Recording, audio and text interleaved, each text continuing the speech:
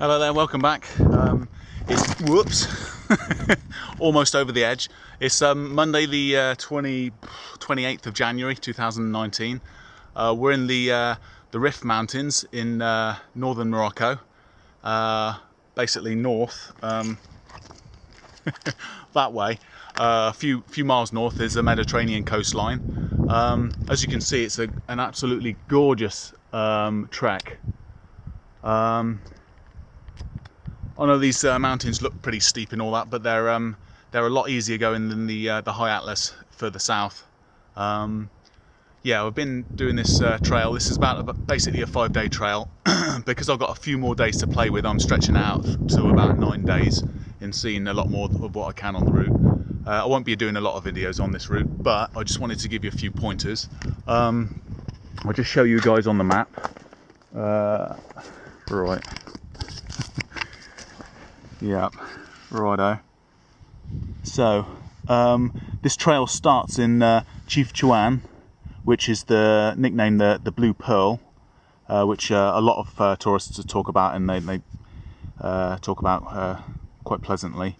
I got there sort of late afternoon, and I was very anxious just to get out of cities and towns, to be honest. So I just started trekking up, heading north out of town on the windy road up the mountainside. You can ask anybody. It's a pretty simple trek. If you head on the town map, which is also in the guidebook, and head for the actual youth hostel / camper van home, the main road, or the road to this trekked path, goes right past that. Right. Yeah, the first day is a little bit tough. It's winding, doing a lot of cutbacks up through the mountains.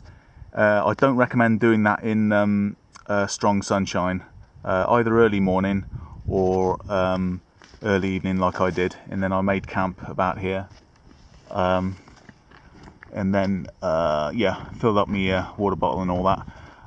If you do wild camp, and my budget is sort of restrained me to wild camping for the next few days, I recommend doing it near a main road, but not in view of the main road. So be as discreet as you can.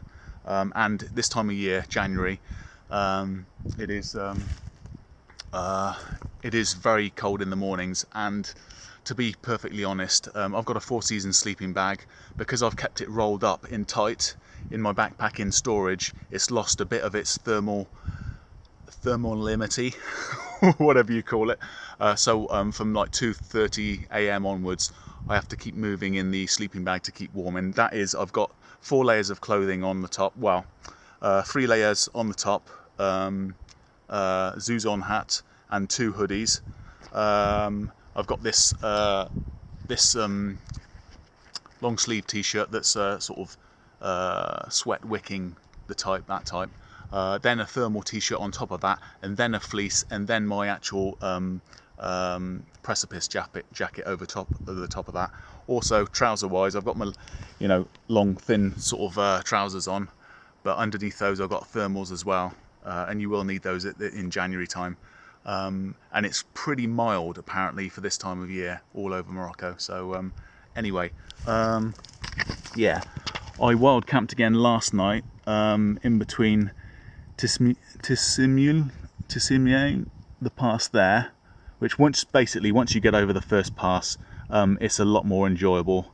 That's another little bit of a stretch. And I didn't make camp. I went through on the second day. Walked through Azilane, and I got to they've got geets there. You can stay there overnight, and you can stay at Afesca as well. I had dinner at Afesca. Didn't ask the price or anything. It turned out to be 100 dirham, but it was very nice. It had about 5 little fish. I don't know if they were sardines or what they were, but they were really nice. Had to pick the meat off the bones. It was a proper dinner, and some sort of bean paste that looked like a watered down version of hummus, which I love hummus, but this was okay, and a load of bread and a load of fruit that I basically took with me. I didn't sleep there. You can sleep there.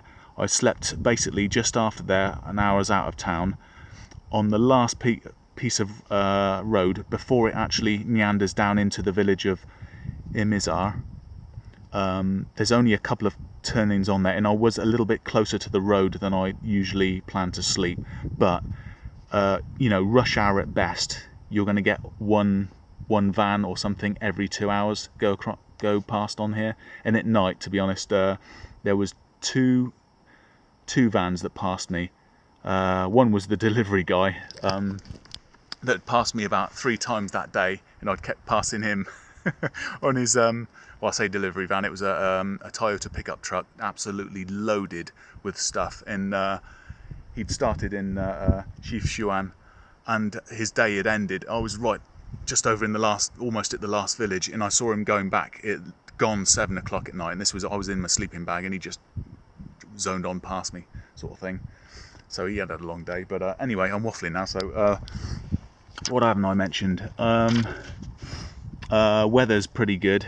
Like I said, I came up here because the weather is turning a little bit nasty, and all the villages, everybody's vacated the villages in the High Atlas Mountains now for winter, so you won't find anybody there. And the snow was, on the last day that I came out, it was due in about a day and a half's time, so I made it out kind of just in time after being a little bit lost, but we won't go into that. Right, I'm about halfway up this river here, the Farda river. I should be somewhere near this place called God's Bridge at the moment, but today or this afternoon I want to get to Atjar, so I can basically do a tiny little bit of laundry and dry my sleeping bag out, because the moisture in the air this morning was loads. But anyway, I'm going to leave you with a bit of beautiful scenery, and I'll maybe see you a little bit later on this trek. Oi, oi.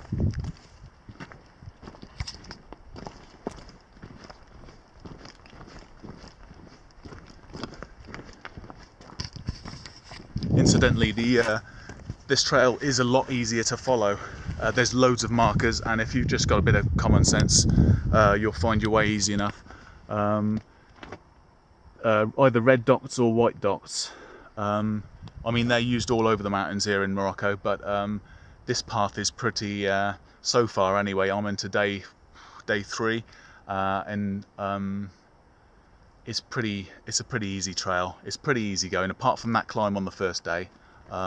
It's actually pretty nice. So yeah, anyway.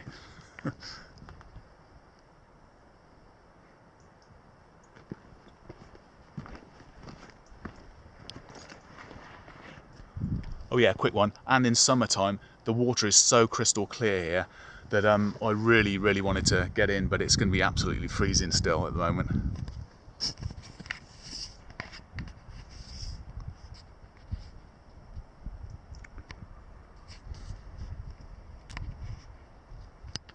Righto, see you further on down the trail.